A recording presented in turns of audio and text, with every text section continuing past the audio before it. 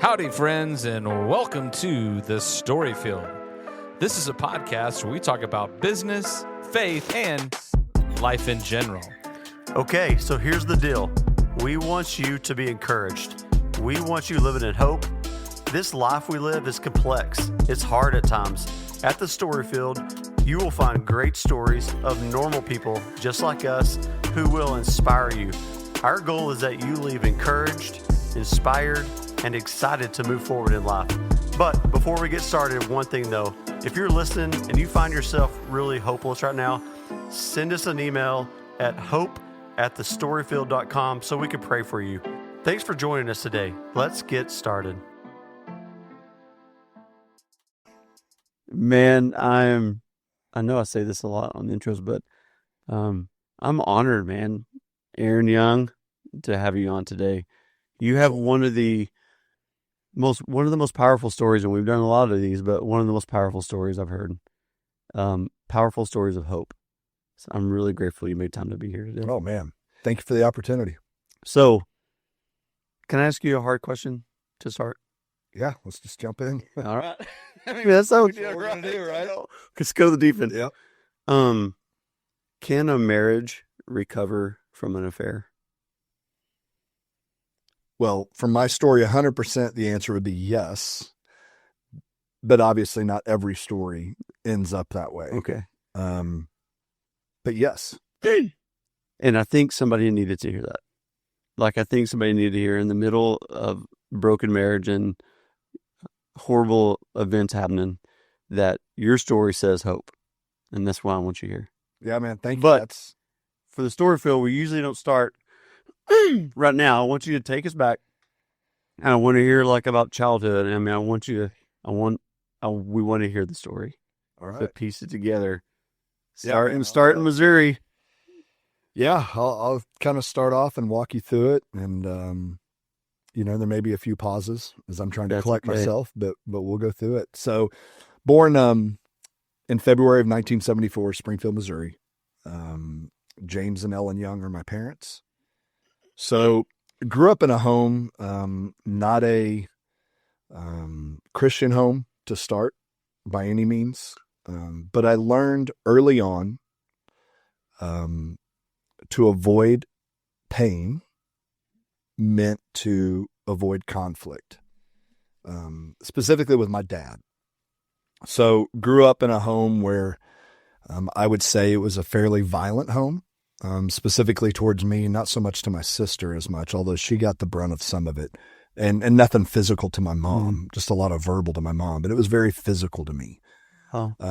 I remember there's a few memories that I have that, like, I can remember what I was wearing when things happened. In the second grade, I had made fun of somebody with something I shouldn't have said and got sent to the principal's office. And I remember my dad came up to get me from school, and we lived about a block away from the school. And I remember I thought it was funny, didn't think it was that big of a deal. And as I was walking home with my dad and my friends, I remember my dad just beating me in front of them.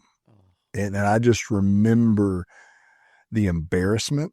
I remember this idea of, does everybody's dad do this? I mean, is this what childhood's like for everybody else? Second grade. Yeah, second grade.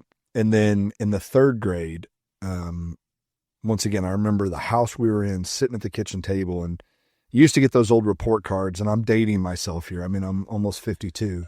But you used to have on the behavior, you would get a U for unsatisfactory, an S for satisfactory, and E for excellent.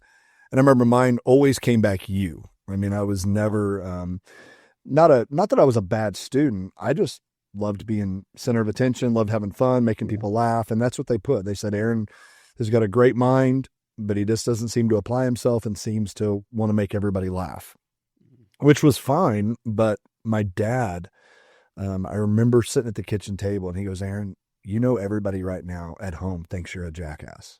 He said that literally. Yeah, that exact word. He goes, you're not that funny. And I just remember being crushed, like thinking, okay, so if my own dad thinks that way about me, how do other people think about me? Never even had the concept of God at the time because we were not involved in any church, but I just thought, I guess love is just production based. Like if I was to get a good grade on my report card, or if I wasn't to get in trouble at school, then that must equal acceptance and love. And so because of that, early on, I learned I want to do all the right things for people. I want to make sure that I'm accepted by people. And I also want to control the narrative. And I didn't have those words as a kid, but the idea was calculated sharing. Like I wasn't going to share everything, because if I share everything, there was this kind of lie that I got words for later on. And it's not the one I want to attribute my life to, but it was one that I struggled with. That is, if you knew the real me, you wouldn't like me. And so early on, once again, I didn't have the framework for that, but I just learned that you share what you have to share in order to be accepted, but you can't share everything because that could lead to negative consequences. And so that was how I protected myself. I mean, and that's really, you look at my life, and once again, people have had it much harder than I have. This is just the perspective I have of my life. And there were good times too. It's not that it was just all hell. There was good times, but at the end of the day, I mean, when I look back at my childhood, it's just one of regret, one of grieving. Like I didn't get the, I'm proud of you son. Yeah. I didn't get the, my dad would never say the words, I love you. Yeah. He would just say, you too. Like he would never, hey dad, I love you. Yeah, you too. I don't remember him really coming to hardly any of my games. My dad made really good money in the 70s. And so his thing was, well, we're going to go on a vacation. And that was the way he showed love, was by buying things or experiences. But man, I'd have given all of those up just to have him, hug me and tell me it was okay. And, let me know I was his. Man, I feel so heartbroken just from that comment too. I mean, we've done enough kind of discovering lies, and doing a lot of digging with the Lord. Yeah.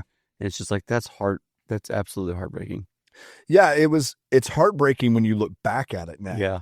It was heartbreaking in the moment, but it's like, you're just surviving. Yeah. Like, how do I navigate this? How am I learning how to interact with people? How do I learn, what real acceptance is? And so I was always fearful of rejection. And so because of that, how I responded was not based off getting to know you. It was based off, what do I have to share with you so I don't get rejected? Oh, wow. Yeah. And so rejection was a big thing. And once again, not having the language for it. I mean, I'm second, third grade, man. I'm just trying to get picked first at recess for kickball, not thinking of the deeper issues that I'm going to struggle with for years and years of my life. And so that really was what my elementary was like. You get into junior high, much of the same, but starting to figure out a little bit of social integration and what it was like to interact, and once again wanting to be liked, but it just struggled, because every night whenever I would go home, it was like, okay, what do I have to do tomorrow to be accepted? What do I have to do tomorrow? It was just exhausting. It was the real narrative and thought. Yeah, consistent. Even in junior high, that's crazy to me, really. I mean, that you would have that awareness even like that early. I mean, it's still pretty young, but that early to be like, I have to think this way. Yeah. And act this way. And it's going to sound dumb. I remember learning the song Tricky by Run DMC because everybody loved that song. And I was like, well, if I know that song, then I could get in good. It was like just dumb stuff like that. And I know everybody struggles junior high, man. You're in just awkward stages to begin with, but trying to fit in and what that looked like was just a struggle. Yeah. And it was in junior high that we really started going to a church. So in the early 80s, my parents came to faith. Wow. I would say my mom more than my dad. My dad went real conservative with his faith, that, if it's not the King James, it's not the Bible kind of a thing. And my mom was a little off of that. Yeah. But the church we went to started getting involved, and I had a gentleman. I mean, to this day, I love this man. His name's Ed Finley. He was an elevator repairman, just a counselor in the junior high ministry. And he asked me one day if I wanted to go to McDonald's and study the Bible, and he would buy me dinner. And I don't even think I owned a Bible. I said, sure, I'd love to. Cause I was like, man, who doesn't want free McDonald's? Oh, we go, and I remember the booth we sat in the same way that I remember what I was wearing when my dad would do all of that stuff to me. I also remember where I was and what booth I sat in when Ed, I felt, showed me masculine love in somebody who saw me, but I was so afraid that if Ed knew all of me, that he wouldn't want me either. And so I remember going through 1 John, and when we got to 1 John 1:9, if we confess our sins, he is faithful and just to forgive us our sins and to cleanse us from all unrighteousness. And I could not comprehend that. Like, I struggled with that. I'm like, well, hang on. If we confess our sins, I can't let anybody know what my life's like, because if I confess things, then there's a chance of rejection. Wow. And so even with Ed, I was calculated in how I shared. Like, he knew that things at home were not that good, but I thought if he knew that they were really that bad, that Ed wouldn't want to be around me either. And I have no clue. Ed and my mom or whoever may have talked, and she may have explained some stuff because we were really close with that family.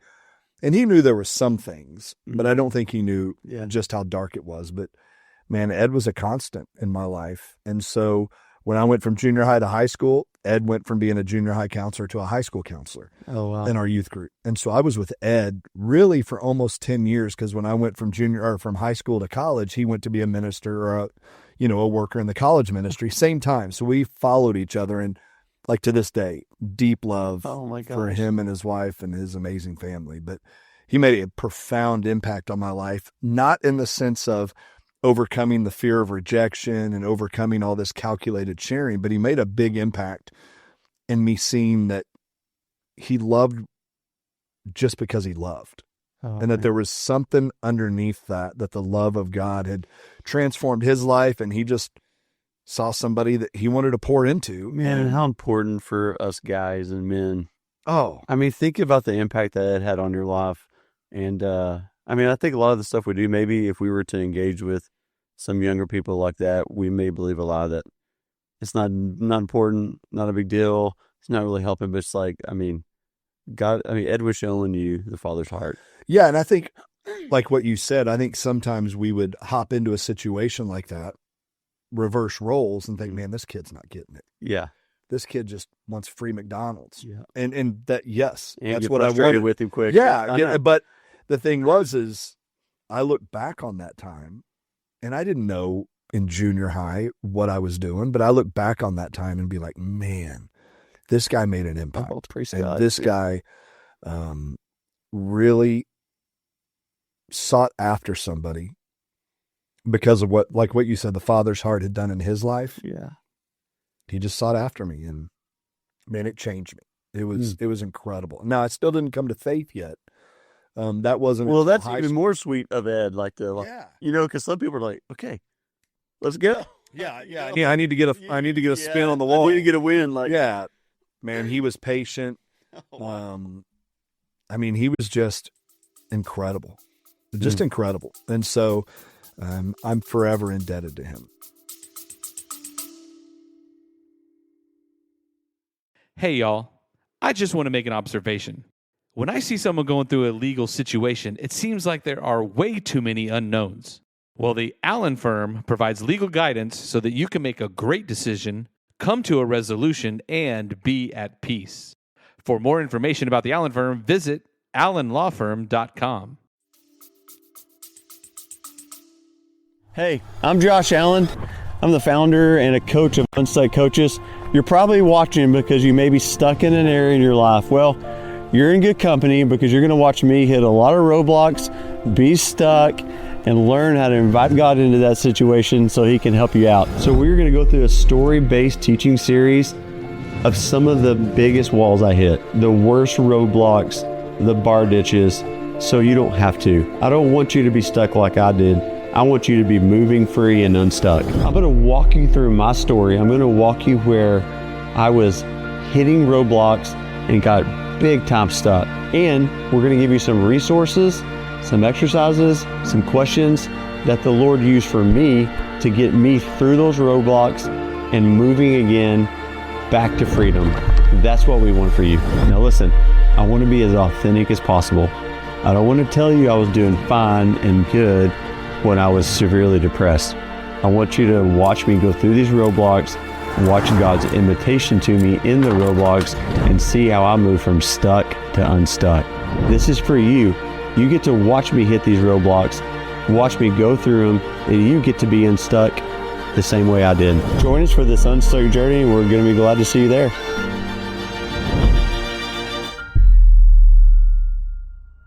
So what did high school look like with you then? I mean, at least you had somebody you were meeting with, but like you're still wrestling. Was family life still the same? So I wasn't really, I mean, obviously I was attracted to the opposite sex, but for me, they had to make the move first, because if I made the move, I didn't want rejection.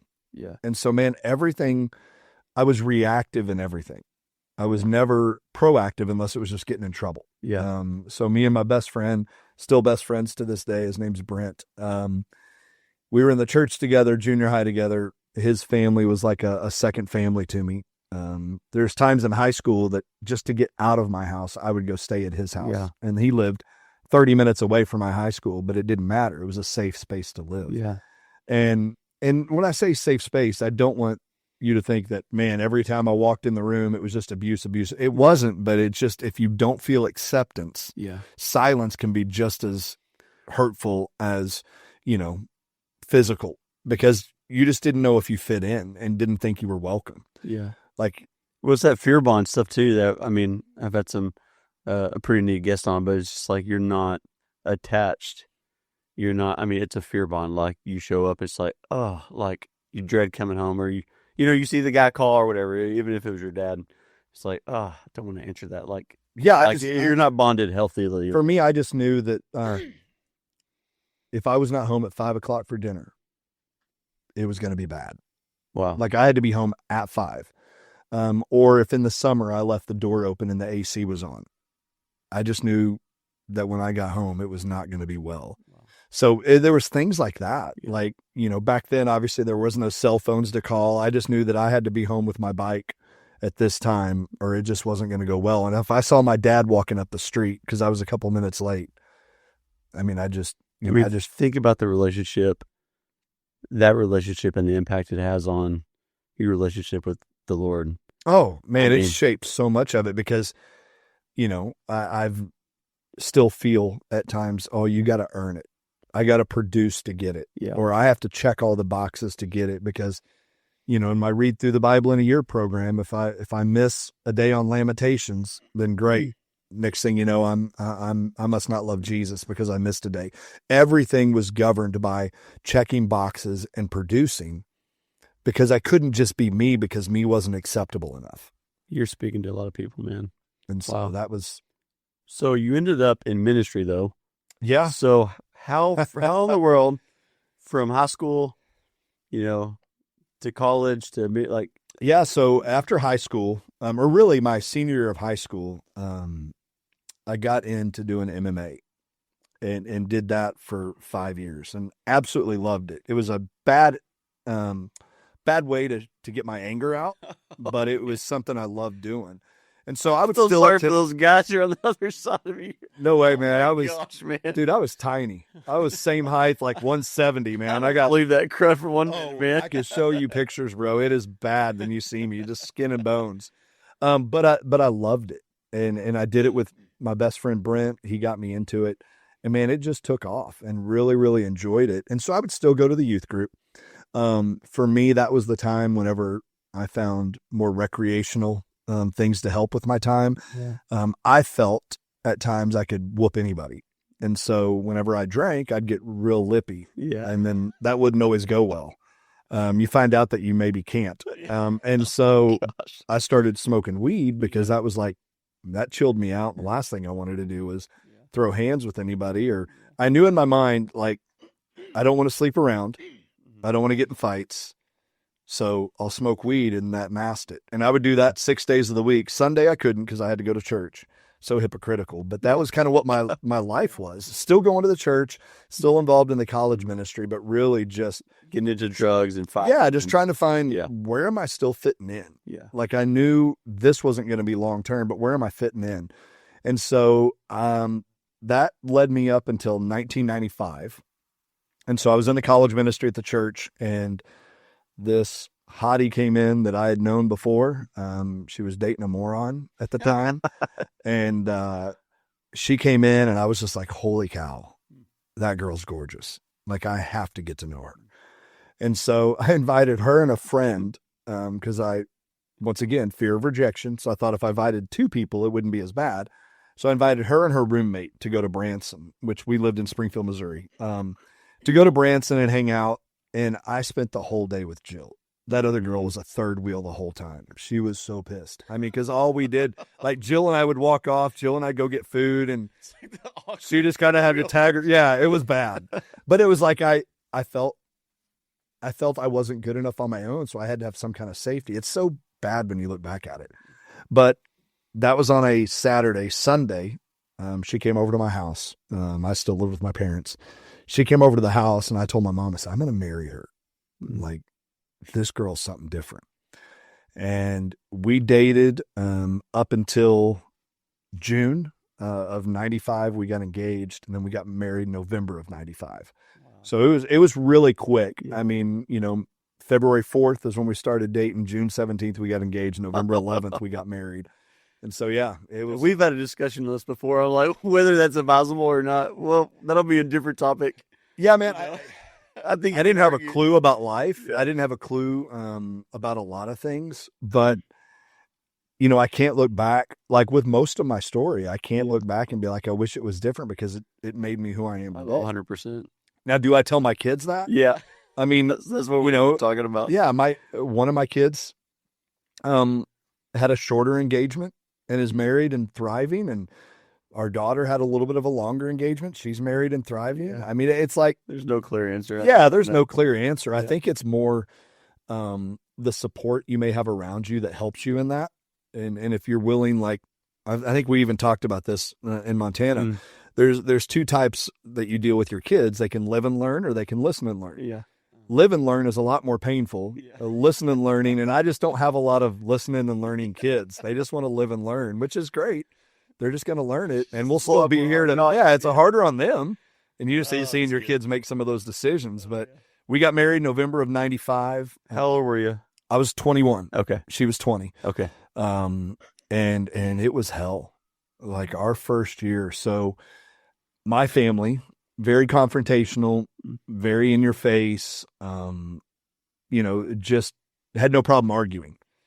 Jill's family, the way we describe it, is more of a leave it to Beaver family. Her family is incredible heritage of believing and just amazing, like, heritage of faith in her side of the family.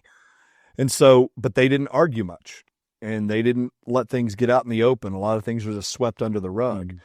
And so for me, man, our first year of marriage, I don't know if I told you the story when we were in Montana. We got back from our honeymoon, and she made this dinner, and I came in and was like, oh, she made spaghetti.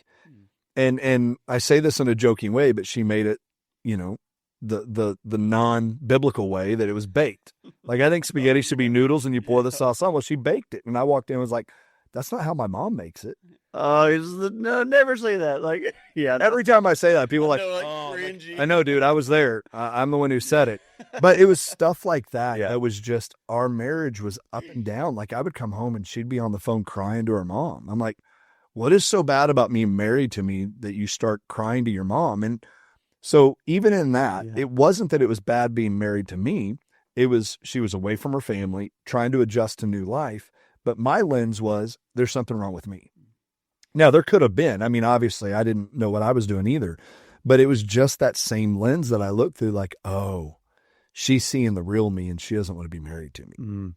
And never vocalizing that. That was probably one of my biggest mistakes in marriage, is I didn't share enough with Jill, because I thought, well, I got to protect her, but also I was afraid of hearing an answer of rejection. But at the same time, not giving her a space to have a voice. Like, I was just, well, let's just do this. Let's make this decision. And obviously, part of our story, how that led to be a lot worse later on. But our first year was really, really tough. I was like, man, is this really what it's like? I didn't get to go 7 years and start thinking that. I mean, I was thinking that 7 days after we were married. I was like, man, is this what this is like? I mean, man, this is tough. I mean, there's things you get to do as a married couple that are a lot of fun, but I'm like, it's not worth what I'm going through right now. Yeah. This is brutal. And so over that time, in the summer of 96, we got asked to take over our junior high youth ministry at the church that I was born and raised in. Oh, okay. So we hop in and man, I don't, once again, have a clue. We start doing it. And they said, hey, next week we need somebody to take them to camp. Oh my I was gosh. Like, Yeah. I was like, okay, yeah, we'll take them. And so we took him to this youth camp, and the whole week was incredible. I mean, we got there within the first 5 minutes. They, old school camps, they had a counselor meeting and all the leaders. Well, some of my kids from my youth group hopped the fence to the pool, and a kid dove off the lifeguard stand and split his head open. oh, come on. And so I get done with the meeting thinking, hey, man, this is going good. We got it. And they were like, hey, you need to go see Andy. I'm like, what's wrong with Andy? He dove in the pool. Is he okay? Well, you need to go see Andy. And he had his hat down to here, man. Yeah. And I said, hey, what's up, Andy? Nothing. I said, take your hat off. And I mean, it was filleted open. Oh, man. So I was like, what do I do? So we sent him to the hospital, got that taken care of. But at the end of the week, with all the ups and downs, I just felt, man, I want to do this for the rest of my life. Yeah. This is what I want to do. I don't want to be a painter. I don't want to be mud work. Yeah. This is what I want to do. And that had already been on Jill's heart for a while, and she just hadn't shared it. And so we surrendered to ministry that fall. I mean, like a month later, I'm enrolled in seminary. And so go for 4 years.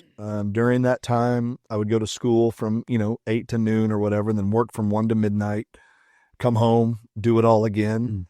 Jill was working at the bookstore there. And then not long after that, a couple of years, I think my sophomore year, we found out we're pregnant with Daniel, which is my oldest son.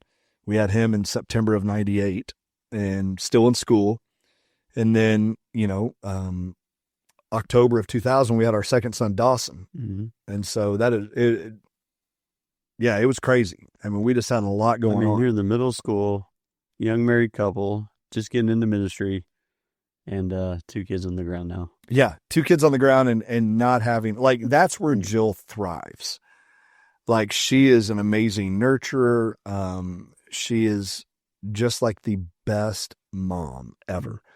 And so she was thriving. And I was like, man, I never get to see the kids, but she would keep them up till I got home from work. But it was just a struggle. Like in my mind, I had so much pride that I've got to do good here, because if I do good here, that equals that I'm worth something. God, that's once again, it's always the undercurrent. You can't see it at the time, but when I look back, it's like, man, I just see these breadcrumbs all through my life of that.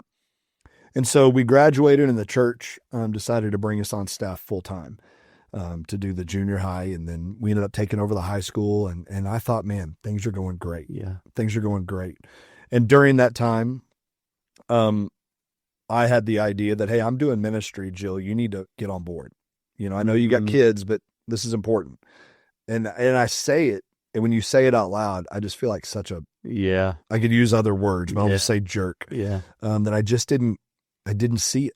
I was so blinded by my own desire and my own, I need to do good at this because that's going to prove my worth, instead of seeing that my family was my first ministry.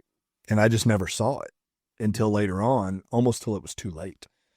And so when we were in Missouri, a gentleman had kind of made some advancements on Jill, and it was brought to light. And so I resigned immediately. Yeah. And then we moved to Midland, Texas, where is a lot of her family was at. My family's great, real close with my mom and my sister, but that was about all I had there as far as family. Yeah. I had some that lived an hour away, and they were great, and man, salt of the earth, love them to death. But where we were at, we needed better support. Oh yeah, you get the boys on the ground. Yeah, and so we moved to Midland. I just kind of picked up odd jobs there. Went through some counseling and just kind of got to heal a little bit. And about a year after that, we got asked to come out to Savannah, Georgia, to be youth pastors out there. So we both felt good about it. It was one that we both went out there. She felt good. I felt good. We went out there and man, we just had some beautiful time there. Like, we have some of our closest friends to this day was through that ministry. Me and the pastor, after a year or so, kind of butted heads a little bit, more on some basis of theology. I fall more reformed. He did not. And so, he kind of hey, you're teaching heresy if you're teaching, Yeah. The effectual call or whatever. And so we were kind of butting heads, and I thought, okay, this can't go long term because I don't want to cause dissension in the church, because I'm not going to, change what I believe theology or what I feel scripture teaches.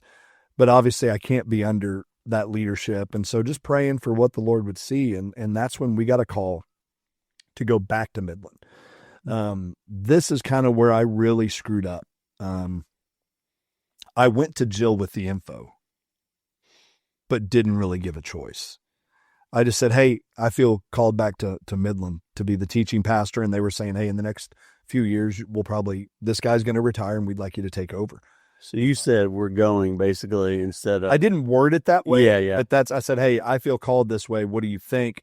And I said, I really feel this. And she knew kind of what was going on with the pastor and I, but she had also had big time roots. I mean, we were 17 hours from any family. Yeah. She had roots, women pouring into her pouring into these people. And it was during that time in Savannah that we ended up having Darcy. So we had Darcy in May. This happened in December. So Darcy was only a few months old. And I said, hey, I think we're moving back to Texas. And she didn't argue, but she didn't want to go. Yeah. And she never vocalized it. I would see that more on me, that I did not create space for her to have a voice, more as in, hey, this is what we need to do. Yeah, I'd like to talk about that, in the story at some point, or maybe even now for a minute, but it's like, you mentioned that a few times of like not giving her the option to have a voice, but maybe not intentional. Maybe it was like, because early on, you weren't willing to share enough and have an open enough conversation to where she could have a voice. Yeah, that kind of what happened. Like, I'm just curious on that statement. Yeah, so it wasn't that it was like this intentional berating or anything like that. It was just... No, like you weren't shutting it down. It's just like, I don't know, maybe you never opened the door to it. I don't know. I think that's a lot of what it was, is I never created a culture for Jill to feel like she could just share whatever she wanted to share, because, early on when she would share frustration about being away from her family or struggles in marriage, once again, that equaled rejection to me. So I'd want to shut it down and just move on. Yeah. I know. I just wanted you to say that for guys listening, for married men listening, like there's always so much going on both. And for us, it may not even be like we're wanting to shut it down. It's just like that's rejection. Yeah. It feels like I don't want to hear it because of my own stuff, not even, Yeah. For me, it was, I don't want her to say no to this because I really feel this is a better plan than what I'm in. Yeah. Take the Lord out of it. Yeah. Take the idea of the Lord out of it. It was just like, I think this is a better opportunity than what I'm in. And I don't see a lot of daylight in the opportunity I'm in. So, Jill, this has to be the way we're going. This has got to be a good thing, right?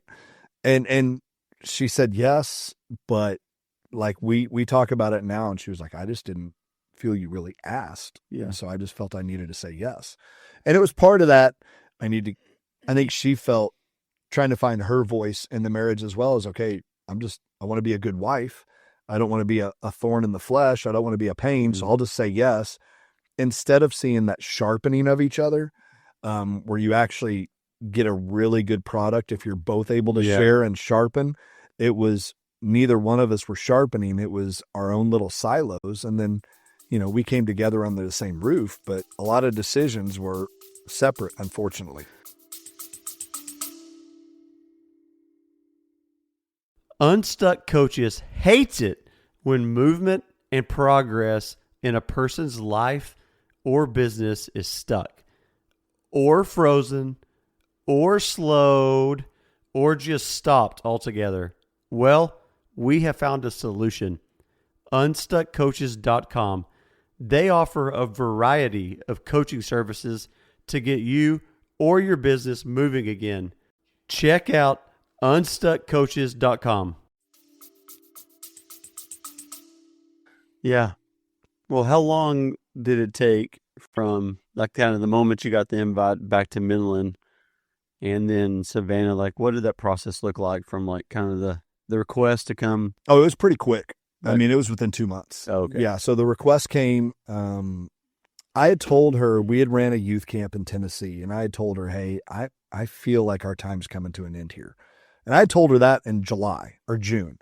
This didn't come to fruition until November, December. And so that's when they started talking. We moved mid-January or right after the first of the year, we moved to Midland. So it was a pretty quick process.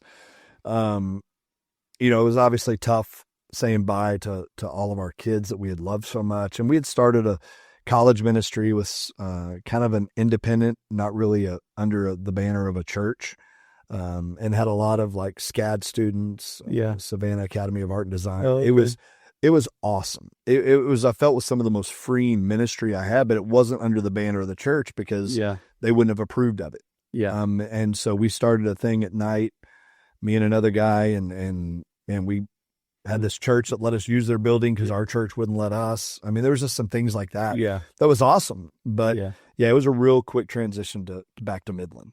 So you pack up 2 boys.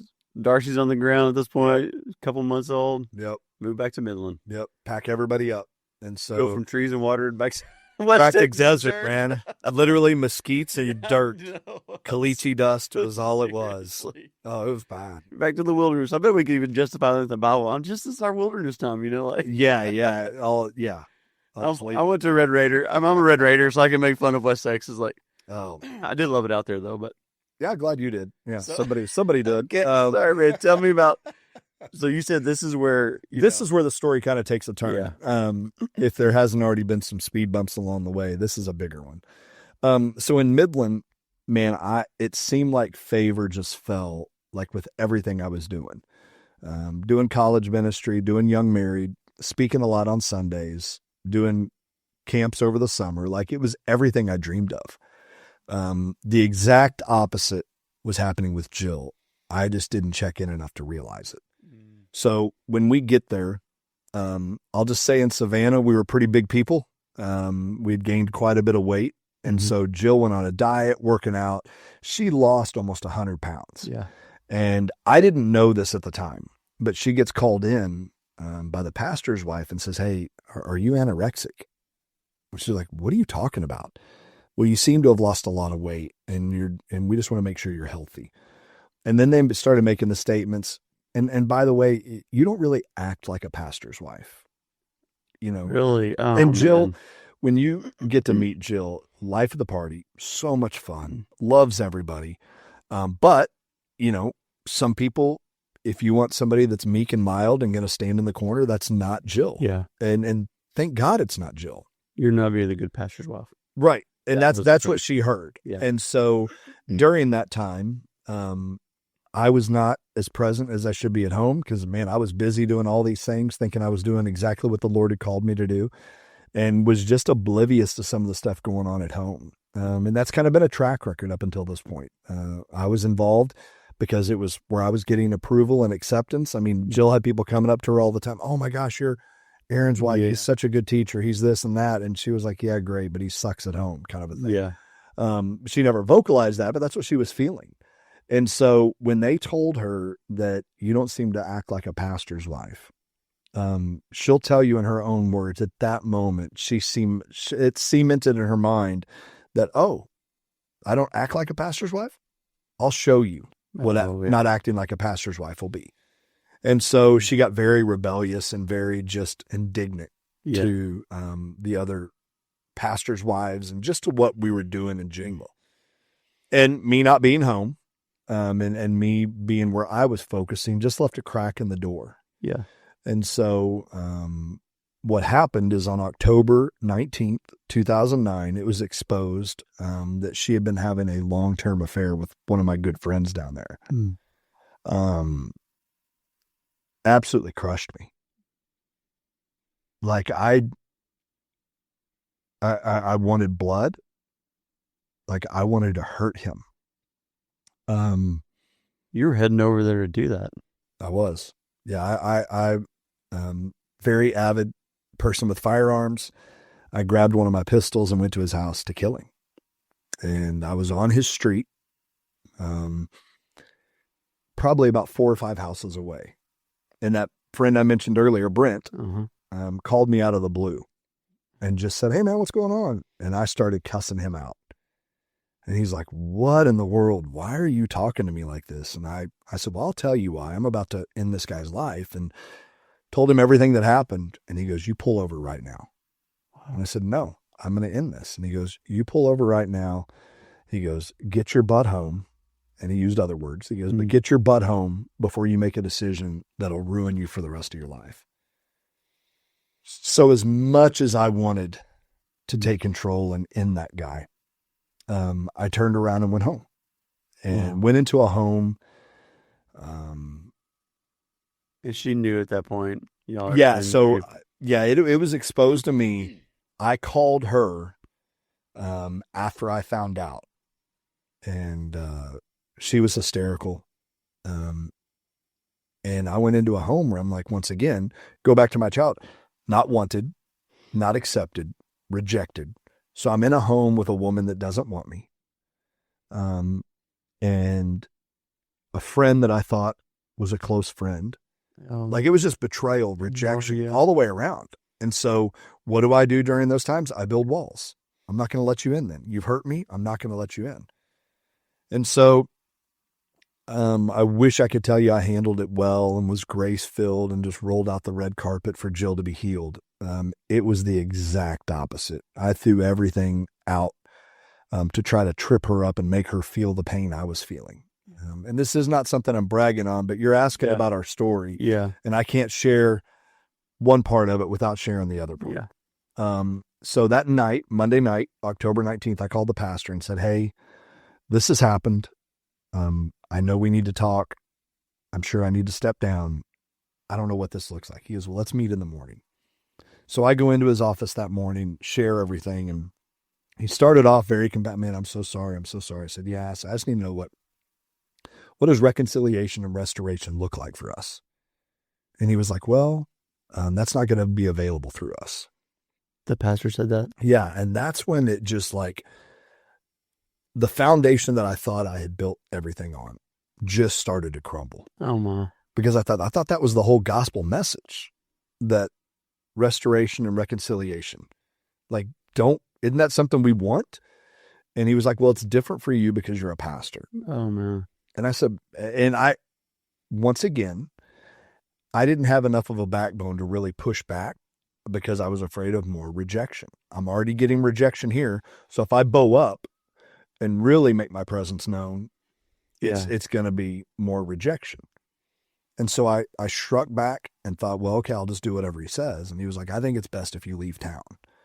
And there's more to that story. Like the man that Jill had the affair with, his family was very prominent in the church, all that stuff. That was the next morning or next few mornings? That was the next morning. That was Tuesday morning. So you're here and you need to leave too, and restoration is not available here. Right. So I go home Tuesday, and Jill, I remember when I walked in, she was like, how was the meeting? And I was like, oh, you want to know how the meeting was? And I laid into her verbally of everything that she just caused. Oh, wow. I lost my identity because my identity was in being a pastor and teacher and all that. I'm about to lose my home, about to relocate my kids, and I'm with a wife who obviously doesn't want me because she wanted somebody else.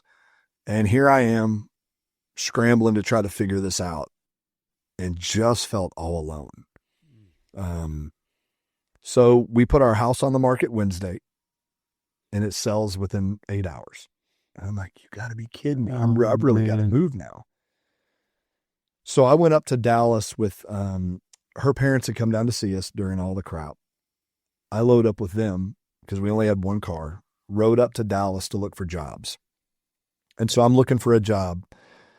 And while I'm up there, I call 5 different churches. And 4 of them, I call these churches and said, hey, this is our story. Like, I don't even know at the time if I even wanted to heal. Like, I'll tell you, I know I didn't want to heal our marriage. Yeah. But I was really worried about perception. Yeah. And, I was more worried about what am I going to do for a living more than I was that my wife stepped out. Like, she was secondary, unfortunately. And so I called these churches and just said, hey, we're broken. This is where we're at. We need some healing. Can you guys help us? And all 4 of the churches were like, I just don't think this is a place that you would fit in. And I just thought, you got to be kidding me, man. What are they even saying? Well, it was just all, we just don't have a ministry targeted for that. And it's like, I don't feel you have to have a ministry targeted for that. It's just show grace and love and walk alongside somebody when they're hurting, regardless of what the hurt is. I mean, I'm guessing if I was going through some medical issue, it wouldn't be, hey, we don't have the place to help walk alongside you in this. But because it was an affair or whatever it was, hey, we just don't feel this is a good place for you. And so that just continued to feed that, see, you're not wanted, Aaron. Mm-hmm. People are knowing the real you and your real family, and you're not wanted. And so I had met Matt Chandler through Acts 29. We had gone to a conference out in North Carolina, and I remembered his church was up there. I was like, well, he seemed like a nice guy. I'll call their church. And I got a hold of their secretary named Brittany. Just saw Brittany again right after I got back from Montana, and I hadn't seen her in years, and gave her the biggest hug. Thank you. Because Brittany, I started sharing my story with her, and it was like a rehearsed speech. Hey, this is who we are. This is what's going on. And she goes, hey, can you stop? And I was like, yeah, I kind of figured that's how it was going. And I said, thank you for your time. She goes, no. You need to get here as quick as you can. That's what we're all about. Oh, wow. And I was like, and I honestly, I said, I'm sorry. What did you say? And she goes, you need to get here as quick as you can. This is a place where it's okay to not be okay. It's just not okay to stay there. God, it still gives me chills. I've heard that before too. Well, I remember pulling over. I was in Flower Mound because they didn't really have offices, and I was just trying to find somebody to talk to. Well, I ended up calling her, and I pull over on Cross Timbers Road, and I remember pulling in the parking lot just crying. And I don't even know what the tears were for. I don't know if it was tears of hope or tears of, okay, at least I know we're moving. I didn't know what it was. I just remember being so overwhelmed that somebody would hear just a snippet of the crap in my life and be like, yeah, come on in. Like, that just blew me away. And so went back, packed up, and we moved the week of Thanksgiving of 2019 up to Louisville, Texas, and just stayed. Like, we sold our home. We're staying in this little 3-bedroom apartment. I mean, I absolutely hated my life. Yeah. Hated my life. If you were to ask my kids the time in the apartment, they loved it. And I'm like, how in the world? Yeah. Like, God had to protect them because Just we flaunted fought them. every day. Every day, and I'll choose my words carefully because I don't want to be vulgar, but I would come in the door every day and just remind Jill. Yeah. Every day, that was my greeting of, hey, I just need to remind you, you ruined my life. You slept around. I just need you to know how much I don't like you. And this is how I'm greeting her when I come home. And for Jill, when all of that got exposed, it was like the chains just dropped off of her. Like, Really? I would look back at that time as that's when she was truly redeemed. Yeah. For me, the chains came off of her, but I put them on. Yeah. And you reminded her Every day. of the change you carried. Yep. Because I needed somebody to feel my pain. Yeah. I couldn't just give it to the Lord because that wasn't physical enough. Like, I didn't feel like that was enough. And that's horrible to say, but somebody had to feel my pain, and somebody had to know that I was going through a lot and that I had anger. I needed to hurt somebody. Never was physical with Jill at all, but I was very verbal with Jill. I would tell her what she was and what she did and remind her all the time. Like, we would go out on dates and I was like, oh, and I would go into, oh, did you have dates like this? And I would just ruin the night. Like, I was a horrible person to be around. But during that time, we got plugged in with a community group. Through the village. Yeah. We started going there. That was the same week that Matt had his seizure. Oh, wow. And so I didn't see Matt for probably four months. I mean, we went to breakfast, I want to say April, after he had his seizure and his surgeries. So we were going to the church. I was just angry all the time. They were singing about redemption. There's a song that Michael Bleeker, our worship guy, used to sing all the time called Restoration. And I remember I would cross my arms and just be so pissed off saying, that's not possible. Wow. And we got into this community group, and this group was incredible. I don't think I've ever felt loved on like that, in such a sacrificial biblical way, that people were just there. Like, they heard all of our junk. It was like the first time that we could really be open, because like, we go to interview, we go to the youth, to their community group, and they're like, hey, we do this every time somebody's first time here. Sit in the chairs and tell us your story. Oh, like, you want to hear our story right now? We're like, yeah, we don't want the fixed version. We need to hear what's broken. And I mean, we aired it all out. Probably more me. because I was trying to paint the picture of Jill being bad and me being the victim. But we went through all of that, and they were like, great, let's work with this. And I mean, they walked with me, or walked with us every day. Like in the beginning, and we share this because my wife and I, we do a lot of marriage counseling now. We'll share that in the beginning, we had probably 27 bad days out of a month and 2 or 3 good ones. Okay. Eventually we got to the point where we were having 27 good days and only a couple bad ones. And a lot of that was through that community group. They would walk with us. So when I would come home at night and berate Jill, Jill would not fight back. She would call the wives and be like, hey, Aaron's saying this to me. I just need to get this out. Well, the wives would in turn tell the husbands, and then I would get a call. Hey, would you like to get coffee Saturday at Starbucks? Yeah, I'll get coffee. And I would sit down, and these guys would surround me and be like, why the hell did you say this to your wife on Tuesday night? What do you mean? Well, you said this. And I was like, oh no, like they're calling me out. Oh, wow. And they did not allow anything to sit. Like there wasn't, oh, he's going to get better, just let him go. They were confronting me all the time where I was out of line. And I'd never seen that because they were knowing all of my crap and still pushing in to say, hey, we're still for you. We still love you, but we're not going to let this sit. Like we're going to confront it. And I think that was probably one of the first times when I was starting to let my guard down a little bit because they knew all my junk. I mean, there was nothing that they didn't know. And so, and I was working a job I hated. But man, they pressed in and they loved us well. One of the questions that came to mind in thinking about this and praying about this interview was, what was the process that God used? And I think you're answering it, but there was a few things. So our church, the Village, does a thing called steps, which is consider it discipleship on steroids. And that was like when we did it, I think now it's a 12-week. When we did it, it was a 16-week program. And it incorporates where you have a mentor, you go through your past. I mean, they get to know it all. You check in with them. So Jill did that separate from me, and Jill was flourishing. Like before everything happened, I'd be like, hey, have you read this from Piper or whatever? She's like, I don't want to read that. Now she's coming to me with stuff. Have you read this from Piper? I'm like, no, I didn't want to read that. Like I didn't want to have anything to do with the Lord. I was just trying to manage. That's really what I was doing. Let's just manage the situation. Let's see what happens. But it wasn't until, and once again, I'll be very open with you.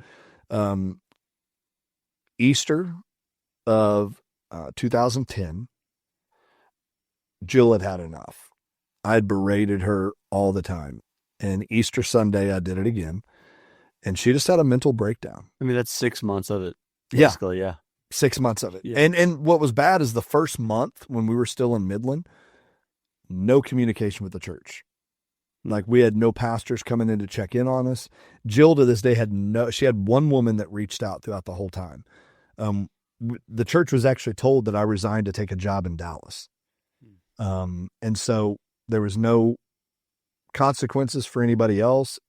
We got letters. Hey, why are you taking a job for more money? I thought you were wanting to be our next pastor. Because they didn't know the truth. And so then that's just making me more angry. Oh yeah. So I don't mean to go back, but it was just, that was the rhythm we were in. And it was through steps. Then we got plugged in with marriage recovery on Wednesday nights at the Village. And that's where we could kind of be open. And there were other broken couples, and we got to hear some couples that were a year down the road and doing really well, and some that were newer than us and a lot worse off than us. And I thought, okay, maybe there's some hope here. C.S. Lewis always talks about the quote, oh, you too? When you talk about sin, oh, you too. That's what I felt like. I felt like in recovery, it was like, this isn't just for drug addicts and alcoholics or whatever. This is for anybody who's got a hurt, hang up, or bad habit. I mean, let's get it. And so that group was really big. And then there was a gentleman named Jason Holloman.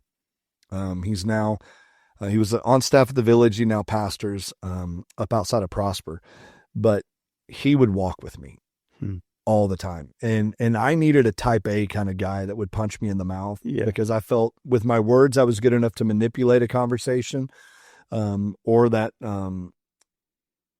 being very timid on what I shared with certain men, but Jason came hard at me.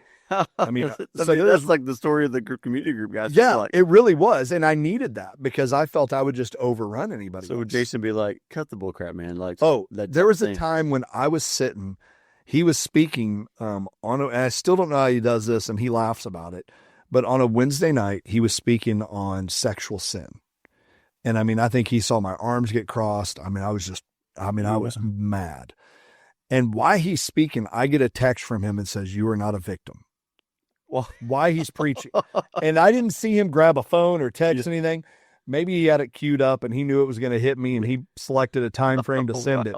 And I still give him a hard time about that. But it's like, it was that. Or he'd say, "Hey, guess what we're doing tonight?" I'm like, "What?" He goes, "We're going to go get lettuce wraps from Payway." Mm-hmm. Double chicken lettuce wraps. And we would sit there and he would just let me talk. But then he would challenge me back. "Well, how are you loving your wife like Christ loved the church?" Oh, man. "Well, she didn't love me like, Yeah. your call is to love her. Yeah. How are you living out your call?" And it was tough. And once again, I'm not saying every situation that may have gone through the same thing we went through would end up the same way. For us, eventually, there were two parties that really wanted to be restored.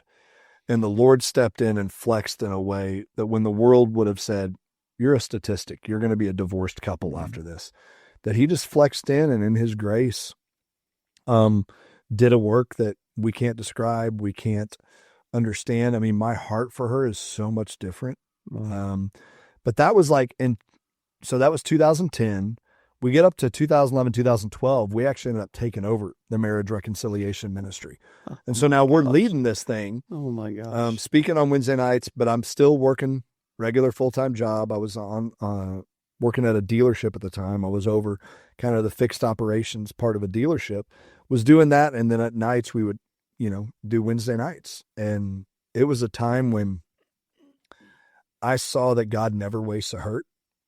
There's things that from your past, my past, whoever's past, that he crosses people with you that in just his sovereignty have a really similar story. And you're able to give them hope. And not hoping that it all worked out, but hoping that the Lord sees you. Let's just lean into him during this time and see what he does. And I mean, the fact that you guys were involved in leading that marriage ministry, like, to me, that blows my mind with the Lord. yeah, It's so sweet. It's such a not what people think the Lord's like type of, well, my whole thing was rejection. Great. I'm on the shelf. I'm never fit for ministry. Yeah. I mean, there was 3 lies that I constantly, wrestled with, is that if you knew the real me, you wouldn't like me. Yeah. I'll never be fit for ministry again. And my kids are going to see me like I see my dad. And so I really struggled with those. And it was in just the kindness of the Lord. Initially when something bad comes up, people are always sorry. Like I thought, oh, she's just sorry because she got caught. There's a difference between worldly sorrow and godly sorrow. Worldly sorrow can't last. I mean, it may last for a month or 2 or 6 months, but eventually that worldly sorrow is going to fade. Godly sorrow continues. And over time, I saw Jill just broken. And I saw her in a way I'd never seen her before. Like she was pushing into the Lord. I just saw her growing in these amazing, beautiful ways that I hadn't seen. And so it really did. It rocked me, in scripture when it talks about that, how this woman's testimony will turn the heart of her husband. I mean, I was an example of that because Jill's testimony of just constantly pushing in. And if you were to ask her, she would tell you that she finally got to the point that she said, if Aaron never loves me again, I'm still going to love him the way that you've called me to love him. And she'll tell you that after she prayed that prayer, there were some things that happened where we had to go back to Midland for her grandmother's funeral. Oh yeah. And wow. I went back to Midland. I slept in a RV on the street and would not hang out with anybody. I was in bed at 7. I mean, I did not want to be there. And every time we drove around, all I saw was reminders of what had happened. So we get back and I said, hey, I just need to know, does that not bother you going back there? And I said, because it killed me. And she was like, no, I'm dead to that. That is not me. And I said, well, I'm glad you are. Yeah. And it was crazy that even in my cynical response, the Lord used her in that time to really begin to soften my heart even more. And so that really set us up for what happened in 2014. Yeah. Yeah. So we've been leading the marriage reconciliation ministry. Kids are doing well. 2014, well, I guess I'll back up. So October 19th was the date that it hit the fan with our marriage. Well, our community group thought it'd be fun that if we do a Freedom Day on October 19th. I was like, no, I'm not celebrating that day. And they're like, no, we'll go out to dinner. We'll celebrate the fact that you're in freedom now. And I was like, well, I don't feel like freedom. And so the first one, man, my arms are crossed. Yeah. I wanted nothing to do with it. But over time, they became something we actually were. Because Jason and another guy named Michael Snetzer kind of pointed out to me, because I kept on saying, man, I just wish I could go back to what I did before in my old life and wish this never happened.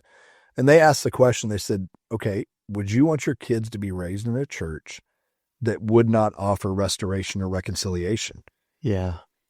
And that killed me. Yeah. Because I was like, oh man, no. Yeah. Oh, and he goes, Aaron, you know what you sound like, right?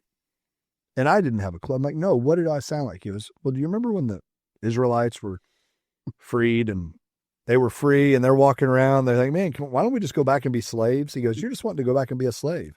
He goes, why not just step into the freedom God has for you? And so we had really started stepping into that. And so on Freedom Day of 2013, Jill came home and she had found it when she was getting ready, but she had a lump on one of her breasts. And she was like, hey, do you feel this? And I immediately knew something was there. Yeah. So she went, had some tests ran, and unfortunately we found out that it was breast cancer. And so that sent us on this other journey.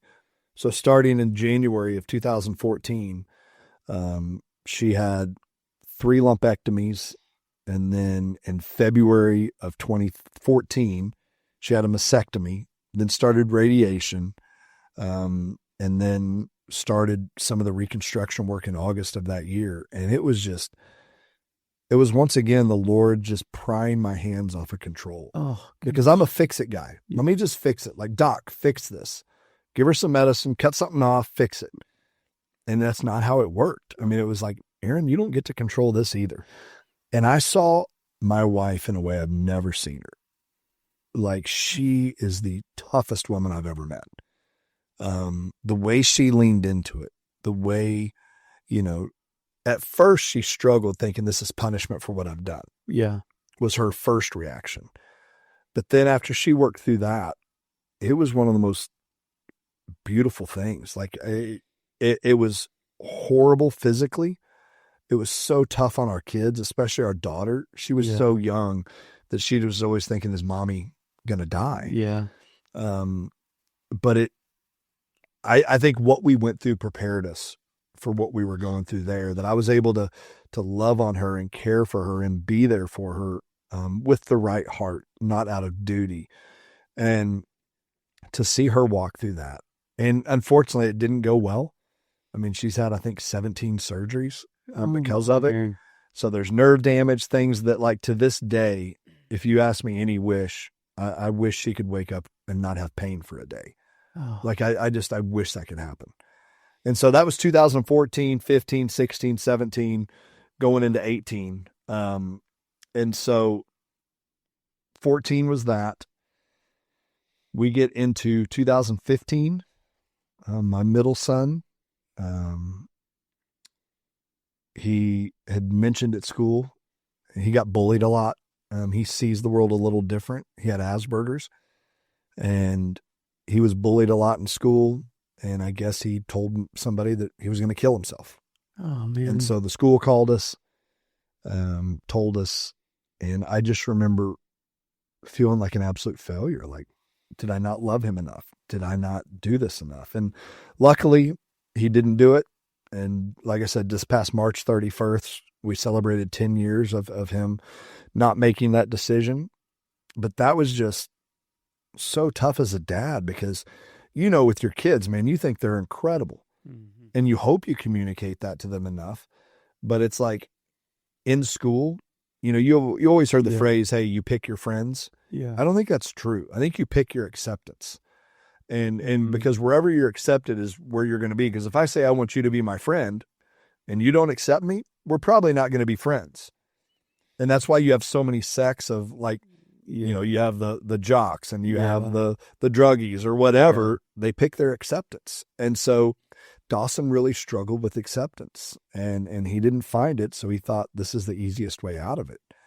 And I saw the way the Lord worked in his heart, the way, you know, my oldest son, who's a little more stoic, he likes to build emotional fences like I do, to see him break down and love on his brother, to see everybody kind of come alongside of him. And we got him in counseling, and man, he is absolutely thriving today. But that was just another step in our story. Oh man, we've just had like over and over again, just these different things that have happened. How have you both not become like cynical and disillusioned with God? Like, oh, I wish I could tell you we haven't. Yeah. I mean, there's times we have. Yeah. It's like, even in the season we're in right now, it's been like, oh, are we just on the shelf again? Oh, have you forgotten about us? Kind of a thing. And there's just this, I think you couldn't do it without community. Yeah. I think the moment you begin to pull away from community and the moment you begin to pull away from truth and you begin to just navel gaze and look at your own story, man, I mean, for me, I could look at my own story and be suicidal pretty quick. Oh yeah. I mean, and so I think if that's all I'm looking at, I could see how people go that way. But I think when you have a community, and I'll say community, not even our community group, because after Jill got cancer, the community group kind of broke up, but just community in your church. Where we were at, we felt known. I mean, people knew our story. There was a lot of stuff about our story that was out there. that was a really big deal for you. Yeah. I mean, it's a big deal for everybody, but you particularly. That's what you were hiding. And That's even where you were running from the whole time. But even to this day, like, even though I'm known, it's still like, are they going to like me? Yeah. Are they going to accept me? Is my story okay? Or is it going to offend them? Like, there's still a battle. And so I think that's how we didn't become jaded is the Lord. It's like everybody says, hindsight's 20/20. I was able to look back and see his faithfulness over and over again, despite me being an absolute moron. Yeah.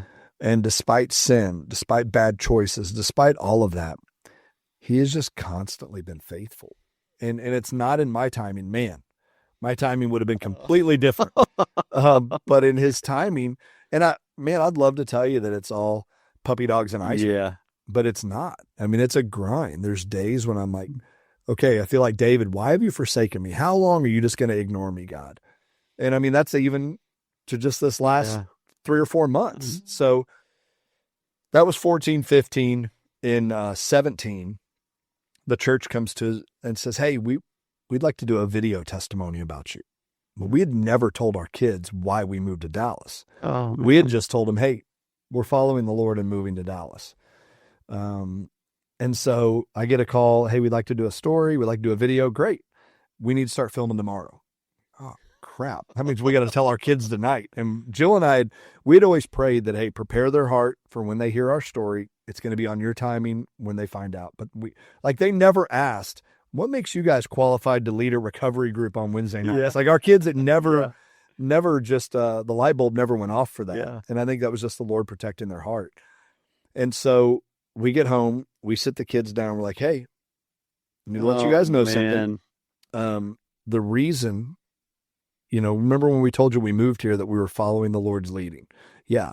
Well, let me let you know how the Lord brought that about. And we shared the affair. We shared all of it with our kids. Daniel was a junior in high school.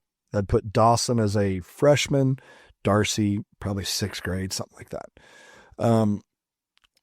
Daniel stands up immediately and throws something across the room. And he goes, this is BS. Our family's above sin like this, which exposed an idol in his heart. Yeah. Dawson, I mean, our lover, he loves people more than he loves anything. And he was just like, I love you. I'm going to go pray for you. And he just walked off. Right. Okay. What are you doing? And then Darcy just, I don't think she knew what to do. She had already had such a struggle with Jill having cancer. Yeah. And this is up only a couple years. She was still having surgeries and stuff. So she was rocked a little bit. And so we did the video. It aired. Daniel didn't want to have anything to do with Jill for a couple of weeks. But then he came back and said, hey, thank you guys for committing to staying together, because that's a picture I get to see now. Oh, man. And I think when you think about that, it's so easy sometimes to be tunnel visioned on just our decisions and not seeing the seeds you're sowing in the rest of your family. And Jill and I pray that the kids see that the Lord is good and that he redeems, and that even in a situation that seems really, really bad, that doesn't define his goodness. Like, the Lord is good even if we have gotten divorced. I mean, biblically, I could have divorced her and moved on and been okay, I guess. But even in divorce, even in cancer, even in all that, it doesn't define his goodness. Like, he is good regardless. And that's hard because we put goodness as a scale.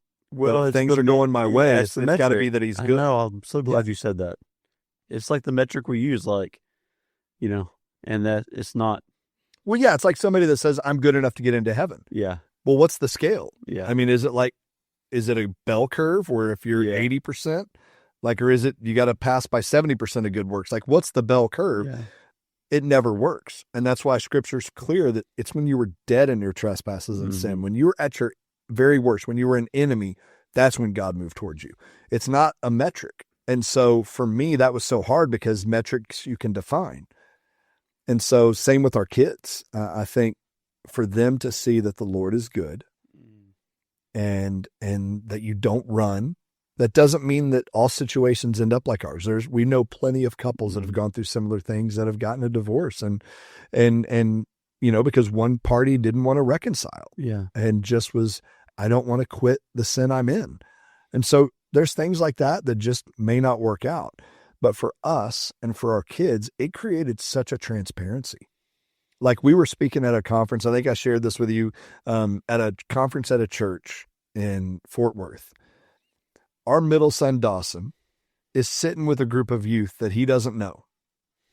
We're up there on the stage sharing about adultery and all this stuff. And Dawson's turning around, that's my parents. Like, how do you brag on that? Like, how is that something to brag on?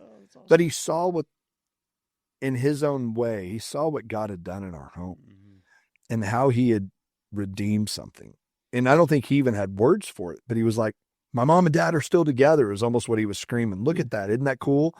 And so, yeah, that was kind of 17. In 2018, I went on as an elder at the village, as a lay elder and served there for almost 5 years, and stepped down from that in 2021. We also stepped down from recovery at that time. Okay. And we just had some things in our family where we just kind of needed to refocus. But still actively involved, doing premarital, doing marriage counseling out of our home 3 or 4 nights a week while I was still working. And you have a bit of a vision. Do you both have a little bit of a vision to be involved in the marriage ministry or reconciling ministry? Is that on your heart now? That's on it's been on our heart, really. Well, I mean, you've been doing it for we've been doing it for 10, 12 years, but ideally, I couldn't think of anything I'd want to do full time other than that. Like, to minister with my wife. Like, we had a couple, Jeff and Cheryl Scruggs is another couple that we got involved in early on, and they were divorced for 7 years and got remarried, and they wrote a book called I Do Again.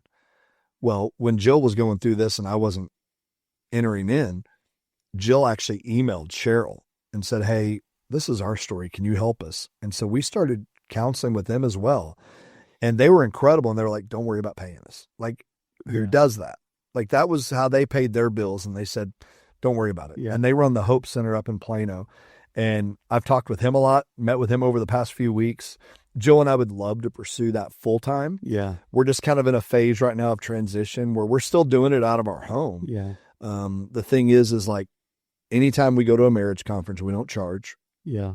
You know, I didn't need to. I had a good corporate job. Yeah. It's like, just get us there and give us some food. Don't worry about a love offering. If you decide to, that's fine, but don't worry about it. I don't want that to be the deciding factor.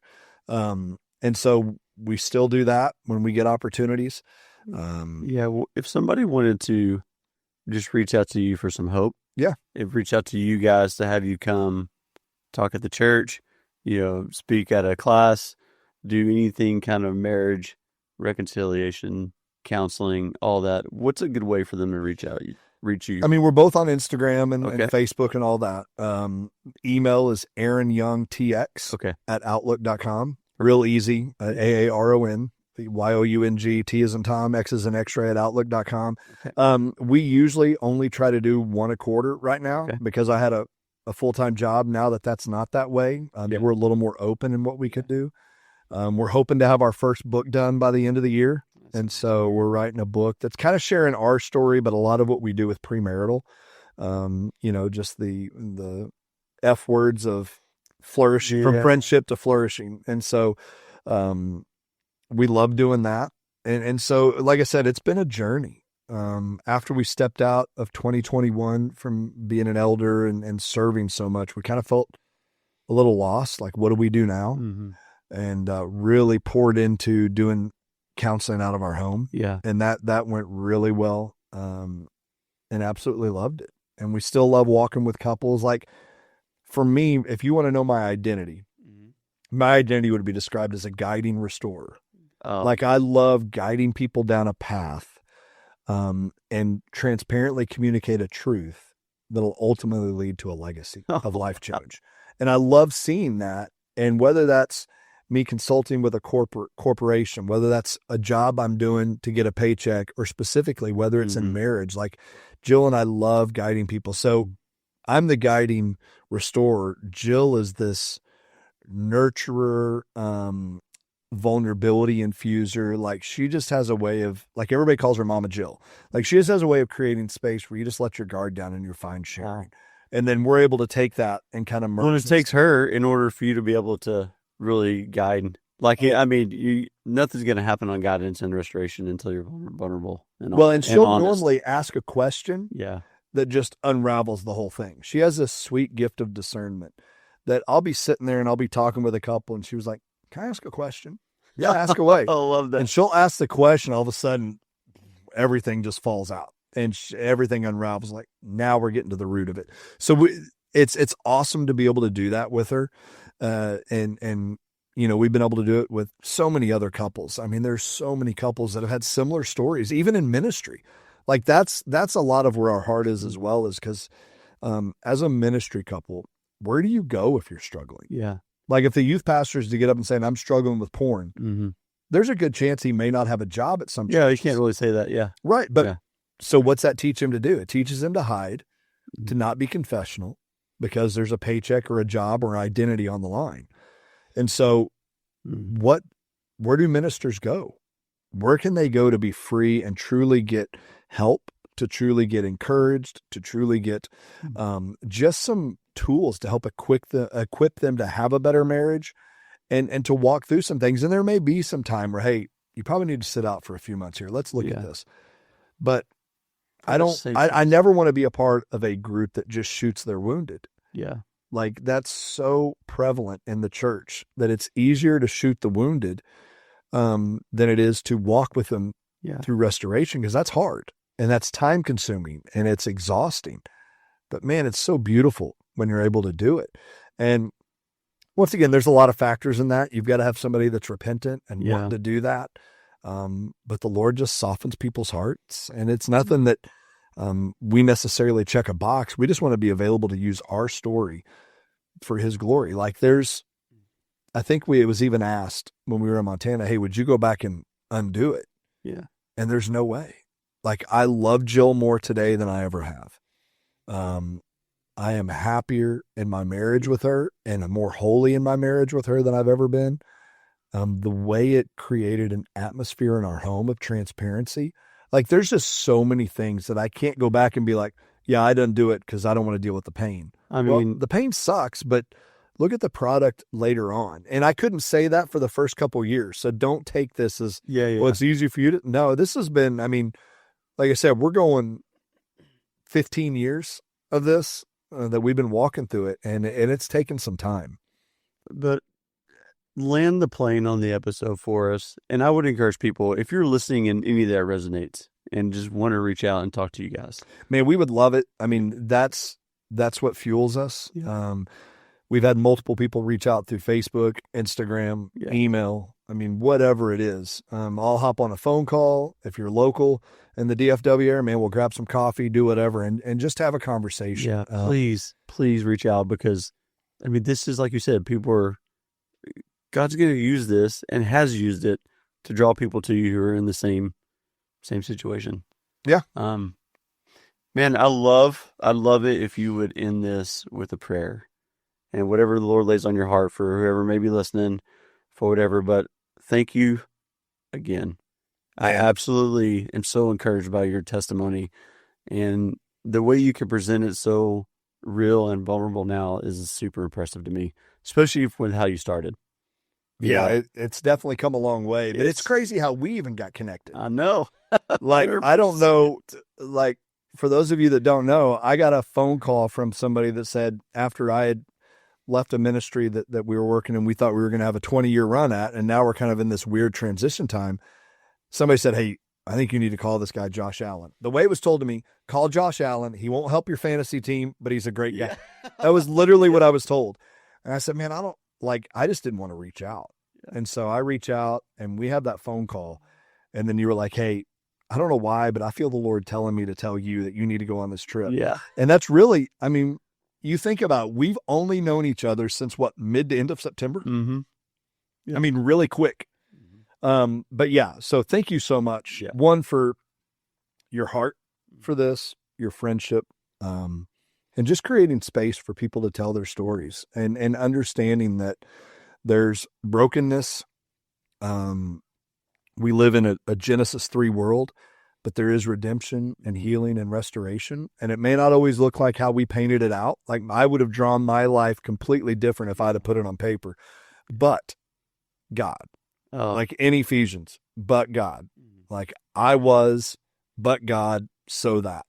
Like, that to me is our prayer, is that if you are here, but God and his grace and mercy, so that I can testify of his goodness. I mean, that's really what we're all about. I mean, your story is different than mine, but mine's not any more powerful than yours. It's just the Lord moved in both of our lives. We just have different stories, but you're going to be able to reach somebody with your past that I could never reach. Yeah. Yep. But I also have people in my past and with my story that you would never be able to reach, because that's what I was saying. God in his sovereignty is just woven this beautiful tapestry where he just puts things together in just an amazing way. And he never wastes a hurt. So you get to leverage what's happened in your life for his glory, and to really see other people find some hope. Yeah. When everything about here, you know, everywhere you look says there is no hope, there is no hope. And Well, that's what I love. I just want to push against that. Yeah. If we're not friends for 30 years, I'm going to be mad about that. So, Me too, man. prayers out, man. Yeah, you bet. Thanks, Aaron. Man, God, you're good. Just thank you for who you are. Thank you for your mercies that are new every day. Lord, I just thank you for your grace as I look at Josh's life, at my life, at just our stories, that you have been constantly faithful and constantly good, regardless of our own decisions. Like, you constantly step in and pursue, even when we try to run away. Once again, like C.S. Lewis says, the hound of heaven, that you chase us down.